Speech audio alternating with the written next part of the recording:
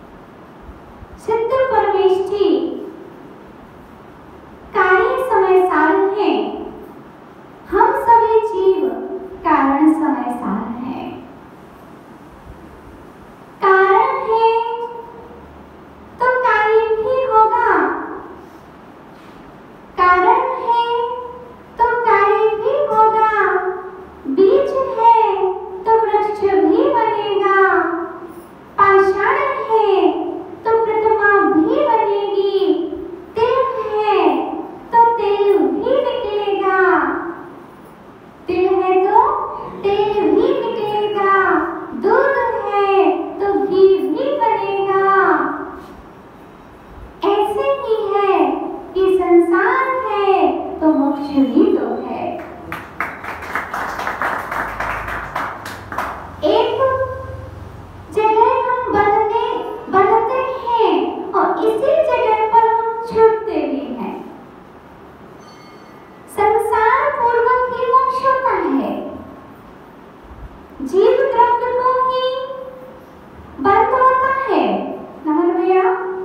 जीव ही एक ऐसा द्रव्य है जिसको बंध भी होता है, जिसको संबल भी होता है, जिसको निजरा भी होती है और जिसको मोक्ष भी होता है।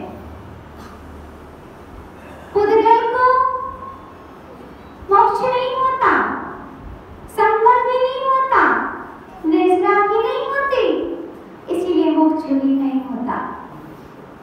जीव को ही बंध होता है तो जीव को ही मोक्ष होता है।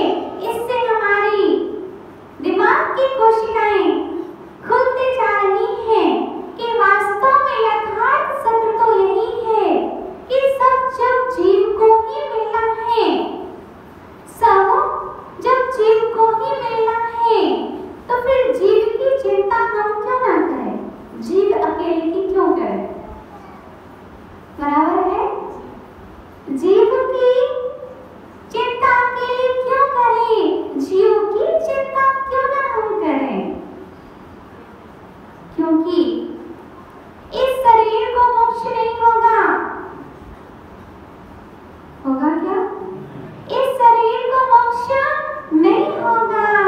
शरीर तो मात्र साधन है, साध्य मेरा आत्मा है। साधन एक शरीर है, लेकिन साथी मेरी आत्मा है।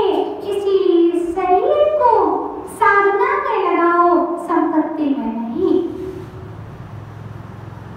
इस शरीर को साधना करने में लगाओ, संपत्ति कमाने में नहीं। क्योंकि वास्तव में घर चलाने के लिए कितना सब कुछ करना पड़ता है, बोलो ना। घर चलाने के लिए कितना कुछ करना पड़ता है। कभी कभी तो दिन दिन भर भूखा रहना पड़ता है, कभी लाइट चली जाती है तो पसीने में भी रहना पड़ता है, प्यास लगती है, ऊपर से देवी जी आवाज देती है, आ जाओ पानी पी लो, आ जाओ नमन भैया भोजन कर लो। लेकिन नमन भैया कहते हैं थोड़ा रुको, बस एक ग्राहक चला जाए उसके बाद हम आते हैं। फिर आवाज आती है, जब तक सामने दूसरा ग्राहक खड़ा होता है अभी आते हैं। ऐसे करते करते कभी कभी दोपहर के 2 भी बज जाया करते हैं, लेकिन हमको भूख लगती है क्या? बोलो, भूख किसने भगा दी? भूख किसने भगा दी? सामने वाले ग्राहक ने आपकी भूख भगा दी। और आपने जो ही ग्राहक के हाथ में पैसे रूपी परमात्मा को देखा, आप तो बोलने लगे, हे प्रभु आनंद दाता। ज्ञान हमको दीजिए कि नोट हमको दीजिए? हे प्रभु आनंद दाता, नोट हमको दीजिए। ऐसा हम मांगते हैं भगवान से। अरे भैया, भगवान के पास में नोट है कहाँ जो आपको देंगे?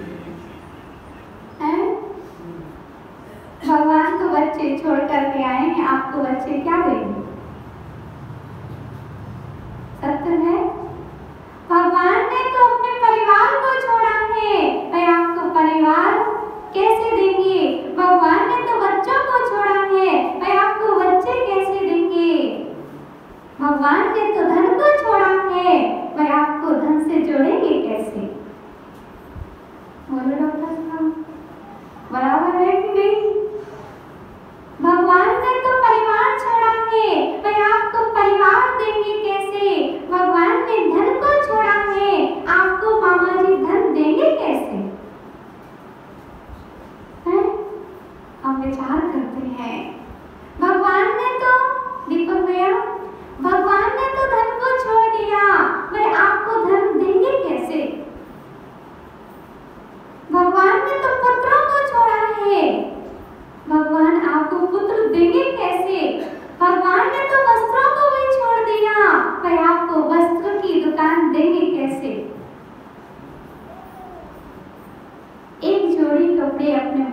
भगवान के शरीर को नहीं है, आपको दुकान खोलने के लिए आशीर्वाद देंगे कैसे? समझ में आ रहा है निखिल भैया के पापा? सोचनीय बिंदु है, समझना तो हमें अभी पड़ेगा। नहीं समझेंगे जीवित में, नहीं समझेंगे जीवन में, तो मरण में तो सबको ही समझना है कि खाली हाथ जाना है। इसीलिए हर सौ को देखना चाहिए कि इसके पास में जीवन में क्या क्या था। हर सौ को देखो और सोचो कि इसके जीवन में क्या क्या था, और अब देखो इसके पास क्या है। जब उस शरीर के अंदर में शिव था तब क्या था, और जब शरीर से शिव माने आत्मा निकल गया तो अब क्या रहा? पुत्र रहा? बोलो ना, सौ का पुत्र रहा, सौ की संपत्ति रही, सौ का परिवार रहा? नहीं रहा। जो बोलते हैं जन्म जन्म का साथ रहे हमारा तुम्हारा, हमने कोरोना काल में देखा है और राजस्थान प्रतापपुर में भी देखा है कि एक पति पत्नी हम लोग के पास में आते थे। मात्र 30 साल के वो भैया होंगे और 28-29 साल की वो उनकी पत्नी होगी। दोनों बड़े प्रेम से रहते थे, बड़ी पूजाएं अच्छे से करते थे, वक्ताकर विधान भी अच्छे से उन्होंने कराया था, सब कुछ अच्छा कराया था। लगता नहीं था कि ये जोड़ी कभी टूटेगी, लेकिन उनको अटैक आया, वो चले गए 30 साल की उम्र में ही। और उनकी पत्नी इतनी रो रही थी, इतनी रो रही थी कि मुझे उनके घर पर 3-4 दिन के बाद समझाने जाना पड़ा, और लग रहा था कि शायद ये ब्रह्मचर्य व्रत अंगीकार कर लेगी। मैंने उपदेश भी दिया था कि ब्रह्मचर्य व्रत अंगीकार कर लेना, आपकी सोना बेटी है, इसको सोने जैसा संभाल करके इसको बड़े संस्कार रूपी शिक्षा देना। लेकिन 1 महीना 2 महीना में बीते कि वहीं के वहीं विवाह हो गया। उनकी उधर पत्नी खत्म हुई थी, इनके इधर पति खत्म हुए थे, विवाह हो गया। कितने जन्म का संबंध रहा है? कितने दिन रह पाए? 1 साल नहीं, 6 महीने भी नहीं रह पाए। इसीलिए इस मूल में मत रहना कौन किसका साथ देता। आपका शरीर साथ है तो सब साथ है, और शरीर भी साथ है और धर्म साथ में नहीं है तो समझ लीजिए कुछ भी आपके साथ में नहीं है। आप कितने भी पैसे वाले बने रहना, आप कितने भी धनवान बने रहना, लेकिन अगर धर्मवान नहीं है तो कुछ भी नहीं है। इसीलिए पूज्य आचार्य भगवान हमारे लिए कह रहे हैं कि जो तत्सर्य अपारम, जो आत्मा को अवृत स्पष्ट अनन्य अविशेष तथा पश्यति यानी देखता है, उपदेश सूत्र मध्यम द्रव्य सूत्र और भाव सूत्र सर्व जिन शासनम, सब जिन शासन को देखता है। इसीलिए प्रिय आत्मन आचार्य भगवान कहते हैं कि भाव कर्म को भी निहारना चाहिए और द्रव्य कर्म को भी निहारना चाहिए। कर्म बाद में आते हैं, भाव पहले बन जाते हैं। बोलो, आप माल बेचते कब हो? पहले भाव बनाते हो कि पहले बेचते हो? इतने रेट की साड़ी, इतने रेट का इंजेक्शन, इतने का एक कपड़ा बनाते हो कि नहीं? फिर आप बेचते हो। ऐसे ही ग्राहक पहले आपसे भाव पूछता है, बाद में क्या करता है? वस्तु को खरीदता है। ऐसे कर्म, ऐसे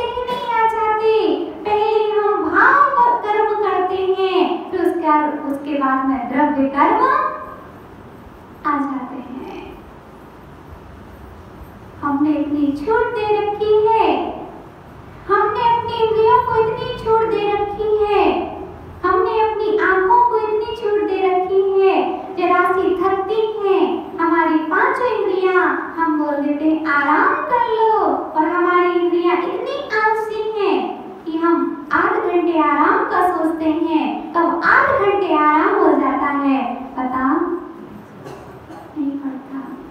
कभी कभी ऐसा होता है कि हम सोचते हैं दादाजी की 8 घंटे हम आराम करेंगे, और कब 4 घंटे निकल जाते हैं पता नहीं लगता। क्यों ऐसा है? क्योंकि जो मेरा आत्मा है तो बड़ा ही भोला भंडारी है। कैसा है? आत्मा तो हमारा पूरा भोला भाला है, लेकिन जो ये 5 इंद्रियां हैं ये बड़ी नटखट हैं। 5 इंद्रियां कैसी हैं? बड़ी नटखट है। कभी तो यह कहती है कि मुझे अच्छा पहनना है, क्या? कभी तो इंद्रियां कहती है मुझे अच्छा पहनना है, कभी इंद्रियां कहती है मुझे अच्छा देखना है, कभी इंद्रियां कहती है मुझे अच्छा सुनना है, कभी इंद्रियां कहती है मुझे अच्छा चखना है, कभी इंद्रियां कहती है मुझे अच्छा सुनना है। देखो गर्मी का मौसम है नमन भैया, बहुत तेज गर्मी पड़ रही है, बहुत तेज गर्मी पड़ रही है, और आपको क्या लगता है गर्म पानी दे कोई तो क्या बोलोगे आप? हमको गर्म पानी नहीं, हमें तो गर्मी के मौसम में एकदम चिल्ड वाटर, मतलब बिल्कुल ठंडा पानी चाहिए। अब ठंडा पानी मिल गया तो एक किस इंद्रिय का विषय हो गया? स्पर्शन का। अब ठंडा पानी दे दिया है, भाभी ठंडा पानी दे दिया है, अब इसमें थोड़ा मीठा भी तो होना चाहिए। क्या होना चाहिए? रसना इंद्रिय, स्पर्शन इंद्रिय की हम पूर्ति करते हैं, तो रसना इंद्रिय बोलती है कि अब थोड़ा इसमें मीठा भी तो होना चाहिए। अब रूही भाभी आई और उन्होंने मीठा भी दे दिया, ऐसे थोड़ी ना मान जाएंगे अभी, ऐसे थोड़ी ना मान जाएंगे अभी। स्पर्शन इंद्रिय ने कहा था पानी ठंडा होना चाहिए, रसना इंद्रिय ने कहा था कि थोड़ा इसमें मीठा भी होना चाहिए। रसना के बाद में कौन सी इंद्रिय?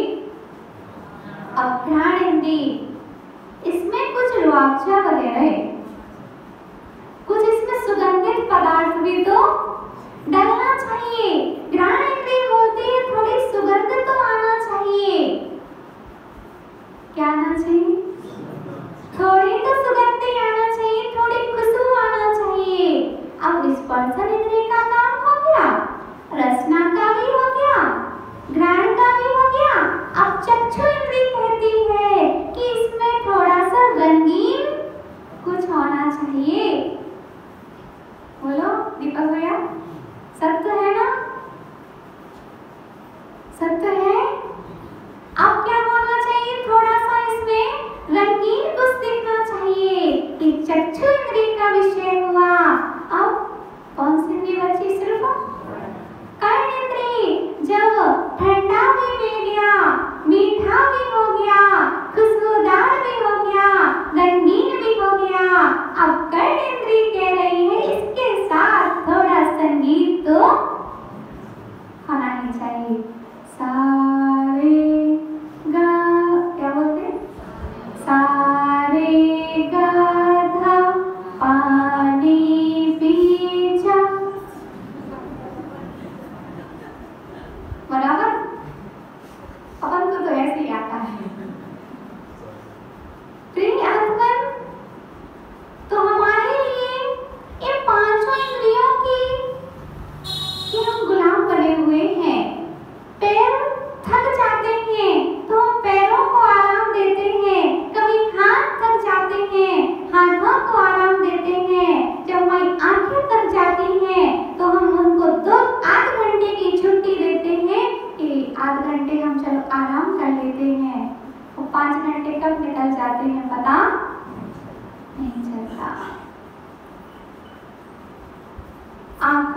सोया, आंखों ने सोया।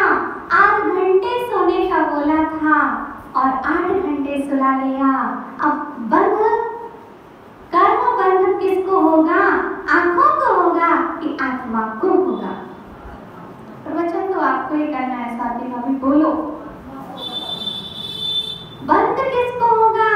आंखों को होगा कि आत्मा को होगा? बोलो ना भैया, बिहार वाले भैया बोलो ना। किसने सोया था? आत्मा ने सोया था कि आंखों से सोया था?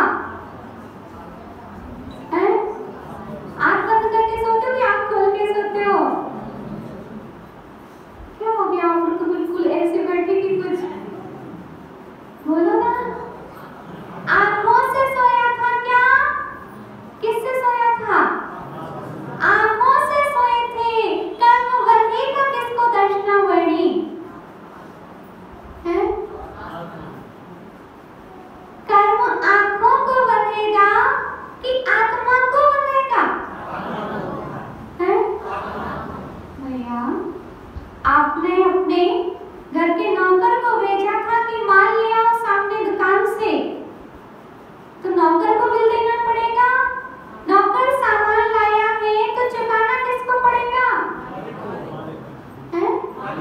खरीदने कौन गया था? चुकाना किसको पड़ेगा? ऐसा क्यों है? चुकाना किसको पड़ेगा? मालिक को चुकाना पड़ेगा। लेने गया था नौकर, चुका रहा है मालिक। ऐसी करेगी इंद्रियां, भोगेगा आत्मा। सत्य। पानी पियोगे बिना छना, भोगेगी आत्मा। क्या? पानी पियोगे बिना छना, भोगेगी आत्मा। देखोगे बुरा, भोगेगी आत्मा। छुओगे गलत, भोगेगी आत्मा। चखोगे, खाओगे गलत, भोगेगी आत्मा। और सुनोगे गलत, सुनोगे गलत, कान सुनेंगे, प्राण भोगेंगे। समझना भैया, गहराई से समझना। कान सुनेंगे नमन भैया। अब शब्द किसने सुने? कानों ने। भाव किसके बिगड़े? बोलो ना। आप लोग यही हो कि कहीं और हो? यही हो ना। अब शब्द किसने सुने? भोगेगा कौन? देखा किसने बुरा? आंख ने। भोगेगा कौन? आत्मा। चखा बुरा किसने? भोगेगा कौन? अब बताओ, कर कौन रहा? दोष किसी का, अपराध किसी का, सजा किसी को। ऐसा कौन सा न्याय है? बोलो ना, ये कौन सा न्याय है? मेरा आत्मा आज तक भोगता आ रहा है।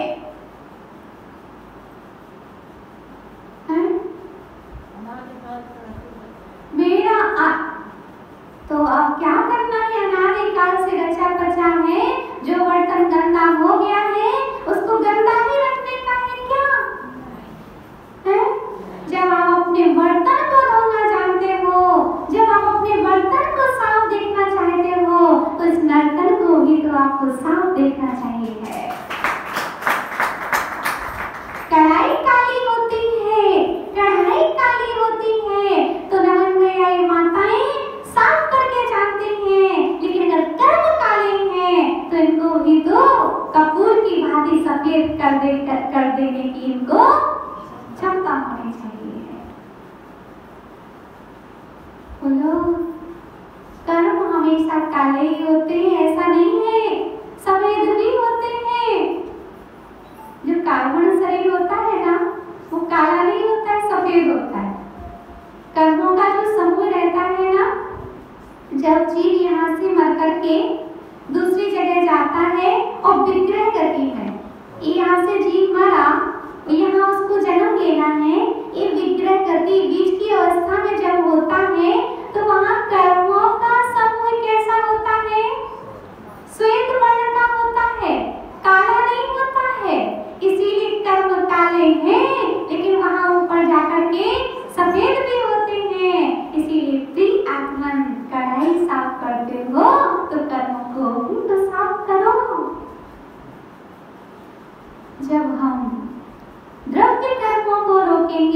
तो भाव कर्म रोकेंगे, और भाव कर्म को रोकेंगे तो द्रव्य कर्म रुक जाएंगे। इंद्रियों को इंद्र की तरह छूट मत दो कि वह मुनिंद्र ना बन पाए। नमन भैया, इंद्रियों को इतनी छूट मत दो कि वह इंद्र की तरह काम करते रहे और मुनिंद्र ना बन पाए, क्योंकि इंद्र दीक्षा नहीं ले पाता। क्या सौधर्म इंद्र पूर्व भाव का तो मुनि हो सकता है, लेकिन सौधर्म इंद्र स्वर्ग में दीक्षा नहीं ले सकता है। लेकिन ये औदारिक शरीर, आपका शरीर कौन सा है? औदारिक शरीर है। कार्बन शरीर अपने साथ में है, तेजस शरीर अपने साथ में है। कितने शरीर के धारी हो? 5 के हो? व्यक्तिगत शरीर कहाँ है अभी? बोलो, नहीं है ना? अपने साथ में अभी आप अकेला शरीर लेकर के नहीं बैठे हो, आप अभी औदारिक शरीर से भी बैठे हो। कार्बन शरीर भी आपके पास में है और तेजस शरीर भी आपके पास में है। औदारिक शरीर एक है जो आपको ये दिख रहा है, और तेजस शरीर, ये जो शरीर में चमक आदि रहती है, वो तेजस शरीर से रहती है। इसका तेज नहीं होता, उसमें तेज दिखाई नहीं देता। और कार्बन शरीर यानी कर्मों का समूह, ज्ञानावली, दर्शनावली आदि। तो हम कह रहे थे पहले हमें भाव कर्म को रोकना पड़ेगा। द्रव्य कर्म निरोधेने भाव कर्म निरोधनम, और भाव कर्म निरोधेने द्रव्य कर्म निरोधनम। द्रव्य कर्म को रोकेंगे, भाव कर्म रुकेगा, भाव कर्म को रोकेंगे, द्रव्य कर्म रुकेगा। इसीलिए अपने विचारों को अच्छा बनाइए। वस्तु कोई अच्छी बुरी नहीं होती। हमारे लिए यही ध्यान में रखना है कि शादवादी हैं हम, अनेकांतमयी धर्म को मानने वाले हैं। कथनचित ऐसा भी और कथनचित ऐसा भी। हम अकेला ऐसा नहीं मान सकते कि ऐसा ही होता है। हमारे आचार्य भगवान कहेंगे ऐसा भी होता है। जैन कभी हार नहीं सकते ज्ञानवाद में।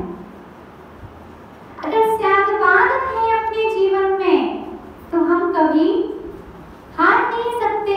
अनेकांत अगर हमारे जीवन में है तो कभी हम हार नहीं सकते। इसलिए अनेकांत, अंत माने धर्म, अंत माने धर्म, अनेक धर्मों से जो युक्त होता है उसको अनेकांत कहते हैं। क्या कहते हैं? त्यागवाद माने कथनचित ऐसा भी, कथनचित ऐसा भी। आप पिता हो, भाई भी हो, चाचा भी हो, पुत्र भी हो, तो अपेक्षा लगा लेना कि पत्नी की अपेक्षा आप क्या हो? पत्नी की अपेक्षा पति हो, बहन की अपेक्षा आप भाई हो, भतीजे की अपेक्षा चाचा हो। लेकिन अकेले चाचा ही हो आप तो ऐसा बिल्कुल भी नहीं चलता है। जब धर्म में ऐसा नहीं चलता है तो आगम में भी ऐसा बिल्कुल भी नहीं चलता है। प्रिय आत्मन, तो पूज्य आचार्य भगवान हमारे लिए कह रहे हैं कि त्यागवाद रूपी ढाल अपने साथ में रखना चाहिए है। बिना त्यागवाद के कथन नहीं करना चाहिए है। बिना अनेकांत के हमें कोई वार्तालाप नहीं करना चाहिए। प्रिय आत्मन, कर्म इंद्रियों के द्वारा हम कर रहे हैं, लेकिन हम आपसे एक प्रश्न पूछना चाहेंगे, कर्म बलवान है कि धर्म बलवान है? आप लोग बोलते हो ना, कर्म बड़े बलवान जगत में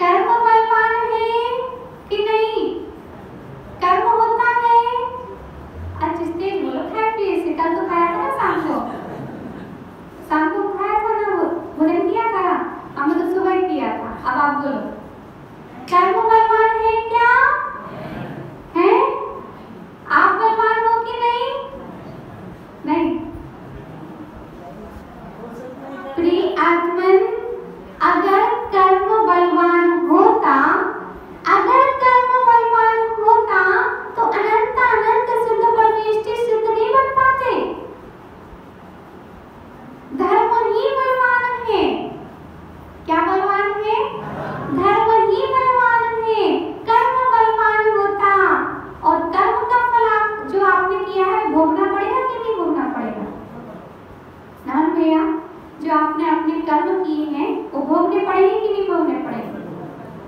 बोलो माता, पलटना लिया। कर्म जो किए हैं वो भोगना पड़ेंगे कि नहीं? भोगना पड़ेंगे। बहुत अच्छा आंसर आप लोगों ने दिया।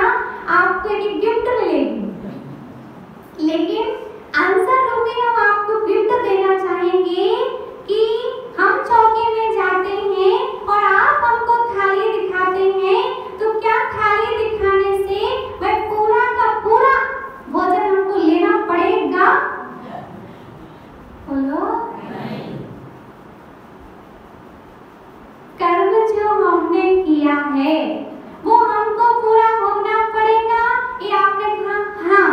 हम आपके चौकी में आहार करने गए तो जो आपने थाली दिखाई है, क्या हमको वह पूरा आहार लेना पड़ेगा?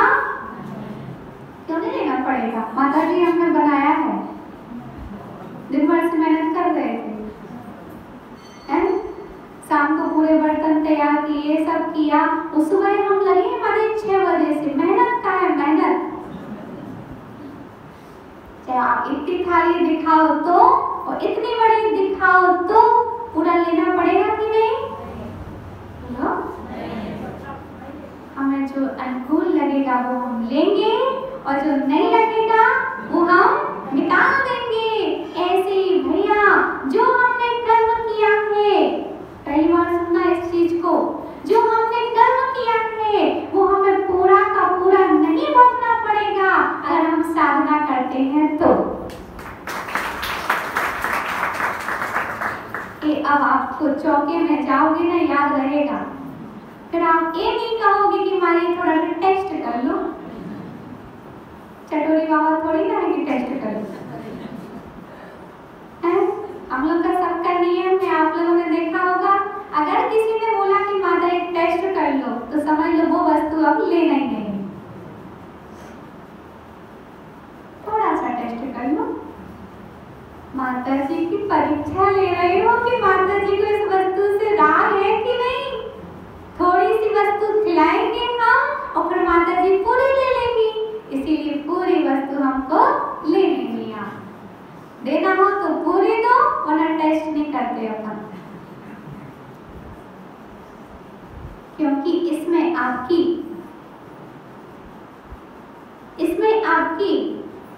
महत्व दृष्टि झलकती है कि आपको भोजन से अगर राग होगा तो आप फिर टेस्ट करने के बाद में ले लोगे। बराबर ना दीपक भैया? अगर टेस्ट क्यों कराते हैं? अगर आपको अच्छी लगी, मतलब अगर आपको इससे राग है तो आप इसको पूरा ले लोगे, वरना नहीं लोगे। इसलिए देना है तो पूरा देना, नहीं देना है तो टेस्ट बिल्कुल भी मत कहना कि माता जी टेस्ट कर लो। किसी भी माता जी को, किसी भी महाराज जी को ये नहीं कहना चाहिए है कि टेस्ट कर लो, वरना वो वस्तु अपने आप पीछे हो जाएगी और आप मनाते रह जाओगे। आत्मन इसीलिए कर्मों को आने से रोकने के लिए अगर हम साधना में जुट जाएंगे तो आते हुए कर्म रुक जाएंगे। यहाँ से कोई व्यक्ति आ रहा है, नमन भैया, बाहर से कोई व्यक्ति आए, वो बैठ जाए। कोई बाहर से व्यक्ति आ रहा है मंदिर में, तो हम आने से किसी व्यक्ति को रोक नहीं सकते। देखो ना, हम आगे से किसी व्यक्ति को रोक नहीं सकते, लेकिन बिठाने की परमिशन किसको देनी है? बोलो ना। आपके घर की चौखट तक कोई व्यक्ति आए या ना आए, इसकी परमिशन किसको देनी है? बोलो ना। कोई भी व्यक्ति आपके घर के दरवाजे तक आएगा, घंटी भी बजाएगा। दूध वाला होगा तो उधर तक सीमा होगी, सब्जी वाला होगा तो उसकी सीमा होगी, और अगर हम लोग होंगे तो हम लोग की सीधी रसोई घर में प्रवेश होता है। मेहमानों का तो दीपक भाई आप काम कराते हो, वो कौन सा रूम बोलते हो? अब जो भी रूम हो, है ना, में बोल देते थे क्योंकि अंग्रेजों की भाषा थोड़ी देर तक छोड़ देते हैं। मेहमान कक्ष में मेहमानों को आप बिठाते हो, लेकिन रसोई घर में आप हम लोगों को बिठाते हो। प्रिय आत्मन, तो आप पर निर्भर करता है किस व्यक्ति को कहां तक आपको प्रवेश देना है। दूध वाला होगा, बाहर से दूध लोगे और वापस। सब्जी वाला होगा तो बाहर से सब्जी लोगे और वापस। कोई पत्रिका देने वाला होगा तो वापस। लेकिन कोई और मेहमान होगा तो बाहर जो कमरा बना है ना आपका, वहां तक, हाँ बैठक रूम है ना, तो उसमें बैठा लोगे। और लेकिन माता जी महाराज जी आए हैं तो कहाँ ले जाओगे? सीधे चौकी में ले जाओगे। ऐसे ही जो कर्म आ रहे हैं, कर्मों को आने से हम रोक नहीं सकते, लेकिन किस कर्म को कहाँ तक हमको उसके लिए सेवाएं देनी है, उस पर निर्भर हमारा करता है। कर्म आएंगे, उनको रोक नहीं सकते, लेकिन कर्मों की बिठाने और ना बिठाने की जिम्मेदारी हमारी है। किसकी है? हमारी है। हम किसी को एक बार में भी उठा सकते हैं, किसी को दरवाजे पर ही बंद कर सकते हैं और किसी को हम अंदर ला सकते हैं। ऐसी जो आपने कर्म किया है उसको आपको पूरा नहीं भोगना पड़ेगा। अगर आप साधना कर लेते हो तो आते हुए कर्म अपने आप रुक जाते हैं। यहाँ पर अगर दिन भर गेट खुला रहे तो ना जाने कितनी डस्ट, कितनी रेत, कितनी धूल आ सकती है, लेकिन अगर हम बंद रखेंगे तो आएगी क्या? आएगी क्या? ऐसी कान रूपी गेट, मुख रूपी खिड़की दिन भर खुला रखोगे तो सब कुछ आएगा, सब कुछ आएगा। यहाँ से भी आएगा, यहाँ से भी आएगा और यहाँ से भी आएगा। समझना बिल्कुल। एक खिड़कियां हैं, आंखों से भी कचरा आ सकता है, आंख में कचरा आएगा, निकल जाएगा, लेकिन आंख में कचरा रूपी कोई दृश्य आ गया तो वर्षों वर्षों नहीं बोलते हैं। आंख का कचरा एक बार में निकल जाता है, लेकिन दृश्य रूपी कचरा जो हमारी आंखों में प्रवेश करता है वो हमको दिखाई एक बार देता है तो जीवन भर याद रहता है। बोलो ना भैया, कचरा तो एक बार में निकल जाता है, लेकिन कसाई एक बार में निकलती है। मैं देखा था आपको उस समय 6 महीने पहले आपने हमसे क्या कहा था? देख लेंगे, क्या करेंगे? मिलो बाहर, नमन भैया मिलो बाहर, देख लेंगे। अरे भैया देखना देखना, अभी तुम संसार में मुझको क्यों देखते हो? तुम सर्वज्ञ बन जाना, उसमें देखना तो सब कुछ नजर आएगा। श्रावण पर्याय में क्यों मुझे देख रहे हो? तुम तो सर्वज्ञ पर्याय में देखना तो सब कुछ नजर आएगा। अभी तुम श्रावक हो तो बाहर का नजर आएगा। अभी तुम मुझे पूरा नहीं देख पाओगे, सर्वज्ञ बनोगे तो तुम मुझे पूरा देख लेना। हम भगवान से प्रार्थना करते हैं कि तुम मेरे से पहले भगवान बन जाओ, फिर देख लेना हमको। क्या? हर चीज में अच्छाई लीजिए। क्या? हर बात में अच्छाई को खोजिए। अगर हम आज का नियम ले लेते हैं, कोई हमसे कितना भी बुरा बोलेगा, मुझे उसी बात में अच्छाई को सोचना है, तो शायद रिजल्ट कुछ और होगा। किसी ने बोल दिया गधा, तो क्या बोलोगे फिर आप? अरे हमसे गधा बोला तुमने, तो क्या हो? उसी में हम ये सोच सकते हैं कि मेरे 4 पैर तो है नहीं। क्या? मेरे 4 पैर तो है नहीं, मैं ऐसे इधर उधर घूमता भी नहीं रहता हूँ, मेरा गधे जैसा शरीर भी नहीं है, फिर गधा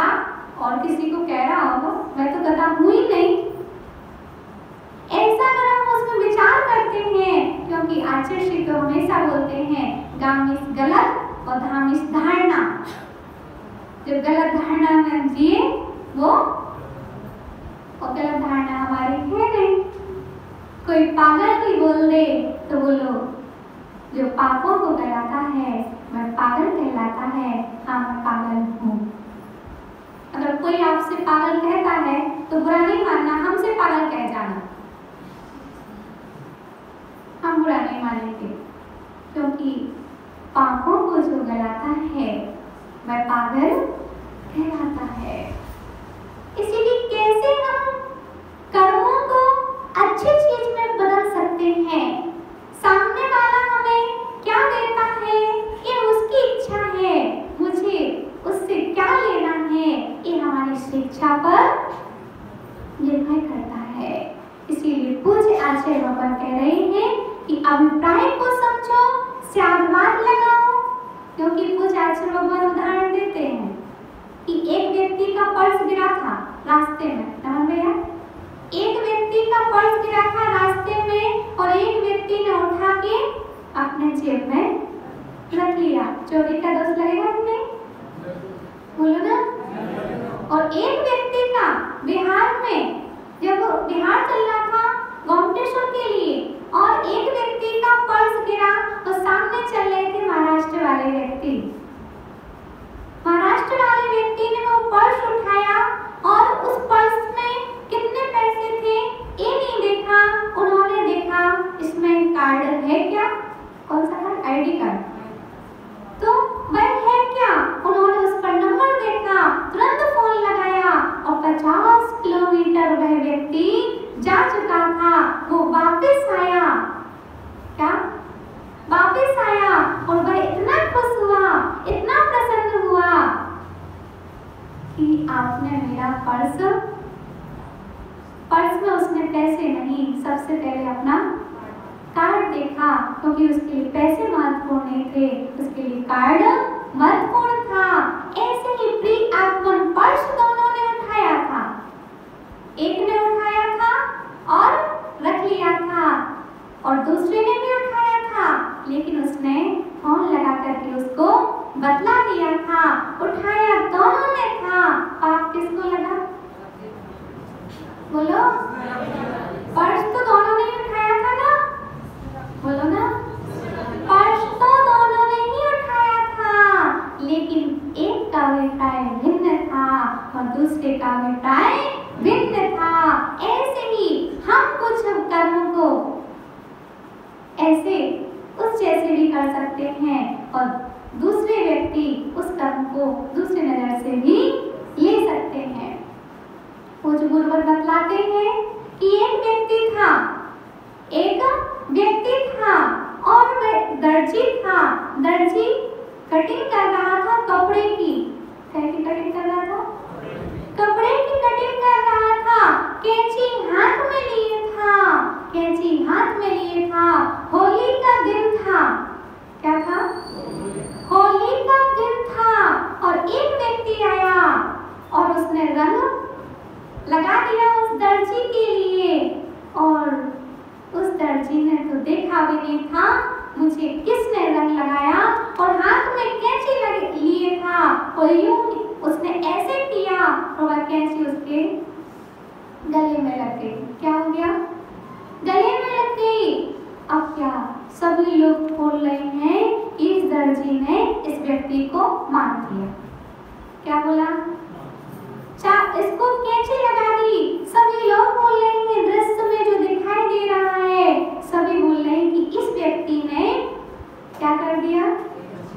कैंची लगा दी। लेकिन जब अदालत में केस पहुंचता है तो फिर वहां पर जज साहब पूछते हैं आप उस समय क्या कर रहे थे? तो उन्होंने कहा कि मैं एक दर्जी हूँ। दर्जी का काम कपड़े को काटना फिर उसको सिलना ही होता है, और पीछे से कोई व्यक्ति आया रंग लगा के चला गया। मैंने तो देखा भी नहीं था कौन व्यक्ति है और धोखे से कैंची लग गई। जज साहब समझ गए कि इसके अभिप्राय में कैंची लगाने के भाव नहीं थे, और कोई और होता डाकू इत्यादि कैंची लगाता जबरदस्ती तो उसको पाप लगता, लेकिन उसके अभिप्राय में खोट नहीं था, इसलिए कर्म बंध नहीं होता है। अभिप्राय जैसा होता है वैसा हमें पाप पुण्य लगता है, इसलिए हमें अपने अभिप्राय को बदलना चाहिए। अपना अभिप्राय में खोट नहीं होना चाहिए। सामने वाला कैसा भी हो, सामने वाला कैसा भी हो, मुझे उसके बारे में गलत सोचने का अधिकार नहीं है।